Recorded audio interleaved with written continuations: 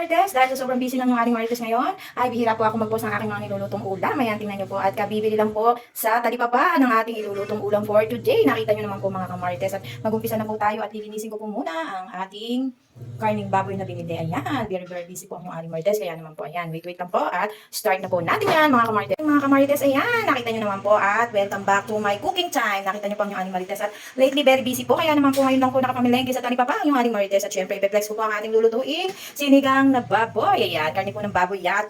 At siguradong masasarapan naman po ang ating mga kilos dyan. Ayan na po, pakita ko na po ang ating mga pangunahing sangkap. May pechay po tayo dyan. Meron po tayong sibuyas, kamatis, siling verde at nor sinigang sa sampalok at ang ating magic sarap with fish sauce. Ayan mga kamarites. At mag-start na po tayo ng ating pagluluto. Ayan mga kamarites. Ayan, syempre, kailangan po muna natin ugasan ng ating karne ng baboy. Ayan mga kamarites.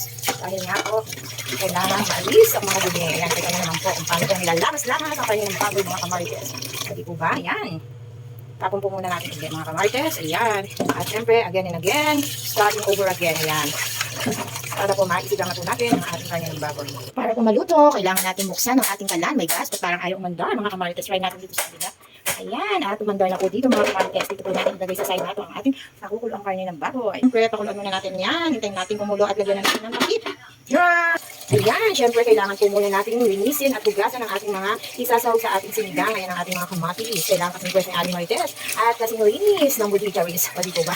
Ayan, babad-babad po para po siguradong tanggal ang germs. Ayan, at kumukulo na po mga kamarites ang ating karne ng baboy. Syempre, alisan po natin ang dumi. Yung bula-bula na yan po ay dumi ng karne ng baboy. Ayan, nakita niyo naman po. Hindi na po medyo nakakapagluto-luto si Aling Marites lately at medyo busy days po. Ayan, pasensya na po kung hindi rin po ako minsan nakakapanood ng mga live nor o kaya po hirap po ako makapag-comment. Ayan, kaya naman po pasensya na. At ayan, nagkaroon naman ako ngayon ng time para po ako ay makapag-video ng ating niluluto for today. Ayan, mga kamarites. Pag natanggal na po natin ang bula na yan, ang sigurado. Malinis na po yan. O di po ba? Parang babahin lang pag mabula pa. Huwag po muna nating lubayan ng kakabanlaw para po siguradong malinis na ang ating mga damit o wala ng bula. Ganyan din po sa kanya ng baboy. Pag bumibula pa yan, ibig sabihin, ayan, marami pa po siyang dumi. Ayan, o di po ba mga kamarites? Lagyan na po natin ang asin. Ayan mga kamarites. At syempre, ating kamatis. Ayan mga kamarites. Kamatis. Ayan, o di po ba? Ganyan lang po kasimple ang ating pagluluto ng ating sinigang na baboy. Maglagay rin po tayo ng patis. Ayan, o di po ba? Syempre, ang ating sibuyas. Ayan. Sibuyas. Nakita niyo naman po. Hayaan niyo lang po siyang ma-absorb ng ating karne ng baboy, ang mga ingredients na nilagay ko. Ibibin po natin ang ating magic, sarap. Ayan mga kamarites. Palambutin lang po siya natin hanggang sa ito ay ating lagyan ng petsay at panigang sa sampalok. Ayan, hayaan nyo lang po siya lumambot yan. Hindi ko po siya pin-pressure cooker dahil bata pa raw po ang karne ng baboy. Habang ako'y nagluluto, syempre ayan, nakakaapat na loading na po ako ng ating nilalaban. Ay gas, ganyan po kabisi si Aling Marites. O di po, basang ka pa. Ayan, silipin ko natin, ayan, bakit ba? Silipin po natin ang ating pinapakuluan. Ayan, nakita nyo naman po at kulong-kulo na po siya. Pero hindi po natin yan sasabawan muna hanggat hindi pa po siya malambot. Kailangan malambot na malambot po ang karne. At konti na lang po ang tubig niya, pero medyo matigas pa rin po siya. Kaya mag-a-add po tayo ng konting tubig. Ayan.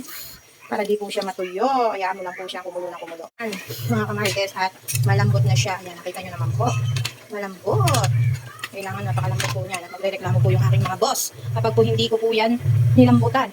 Hindi po kasi masarap sa karne ng baboy yung matigas. Kailangan po talaga juicy. Ayan. Mamaya po lalagyan na po natin yan ng sabaw. At saka yung petsay. Ayan lang po ang gulay ko ngayon mga kamarites. Nagdagan na po natin ng tubig. Ayan. At hintayin po natin siyang kumulo bago ilagay natin ang petsay at ang siling verde mga kamarites. Mga kamarites, nilagay ko na po ang aking sili. Ayan. At syempre, lagay na rin po natin ang ating petsay. Ayan. Ayan. At saka po natin siya lalagyan ng sabaw.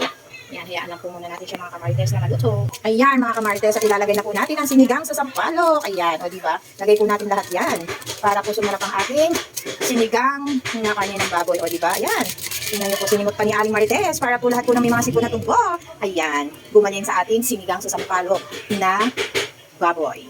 Tikman po natin ang ating sinigang na baboy. Ayan. At kung medyo matabang po, mag-add lang po tayo ng konting patis pa. Ayan mga kamarites, o di po ba? At pag kumulo na yan at naluto ng ating pechay, it means luto na po ang ating napakayaming sinigang na baboy. Ayan mga kamarites, and that's the final result ng ating sinigang. Ayan, mamaya pakita ko po sa inyo kung ano ang kalalabasan ng ating sinigang. Kung masarap po ba o hindi. Ayan, bye po na mga kamarites. Duran, ayan na po ang ating sinigang na karne ng baboy. Ayan. At syempre, may sausawan po tayong patis kanya lang. Hindi pa po muna ang ating sili. Ayan, kain na po tayo mga kamarites. Bye!